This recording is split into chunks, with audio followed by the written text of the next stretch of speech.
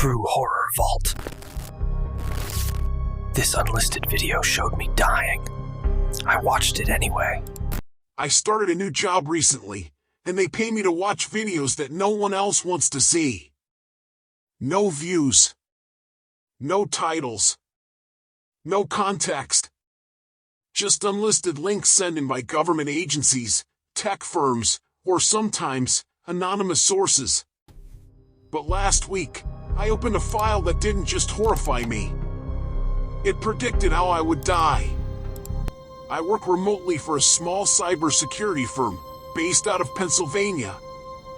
We contract with platforms like YouTube, TikTok, and even encrypted file-sharing sites to review flagged or hidden content.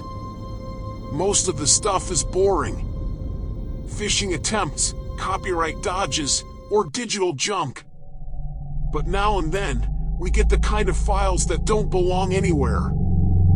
A few days ago, I got a flagged batch labeled Unlisted Anonymous Drop, Series 17.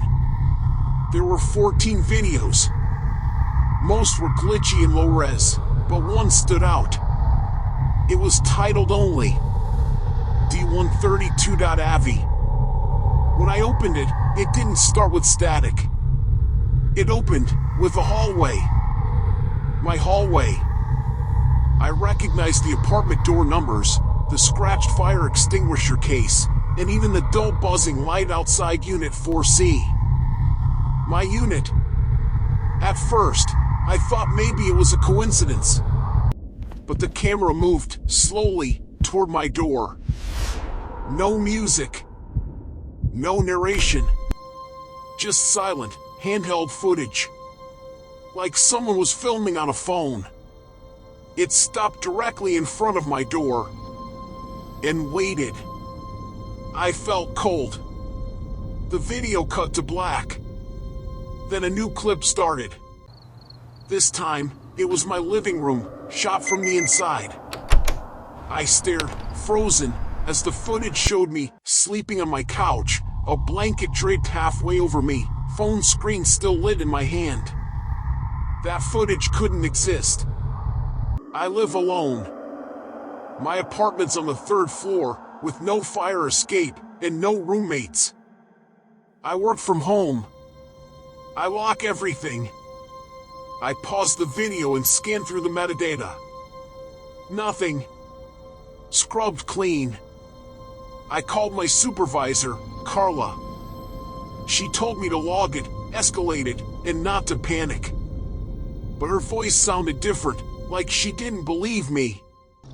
Or worse, like she did. I didn't sleep that night. At 3:17 a.m., I heard it. A soft knock. 3 times. Exactly like in the video. I grabbed my phone. Opened the file again. In the next scene, I watched as my video self got up and walked toward the door. I paused it. I was mirroring the same movements. Same shirt. Same posture. Even the cup on the table was in the same place. It felt like I was being puppeted by whatever made this video. I skipped to the final 30 seconds. In it, the camera is now facing me, standing in the doorway, eyes wide, mouth slightly open. Then behind me, a figure steps out from the hallway shadows. The video ends right as I turn my head. The next morning, I packed a bag and left. Checked into a cheap roadside motel 3 hours away. I filed a report with Carla again. No response. Out of paranoia, I bought a burner phone. Created a fresh Gmail. Opened my YouTube just to be sure the video was still there. It wasn't. All the files were gone. Even my login credentials were wiped from the company dashboard. But here's the worst part. An email landed in my new inbox, sent from no sender. Subject line: D133.avi. Attached is a screenshot of me sitting in this motel room right now. I stared at that screenshot for minutes, my mind refusing to accept it. It was me, in this very room, frozen in the exact position I was sitting.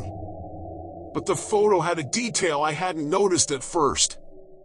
In the reflection of the TV behind me, there was someone else in the room. I jumped up and searched every inch of the motel. Closet, bathroom, under the bed. Nothing. I turned off all the lights and sat in the dark, back to the wall, phone recording, just in case. Then, something happened. The power flickered. And for a moment, I heard my own voice. File delivered. Whispering. I grabbed the laptop. Reopened the file. This time, it played automatically. But it was no longer a video. It was live.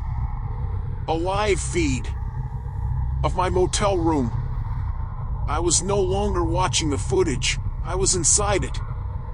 I shut the laptop, smashed the webcam, pulled the battery, and then the power cut completely. Darkness. I don't remember falling asleep. But when I woke up, it was morning. The sun was up. The laptop was gone. Back at home, I found an envelope taped to my front door.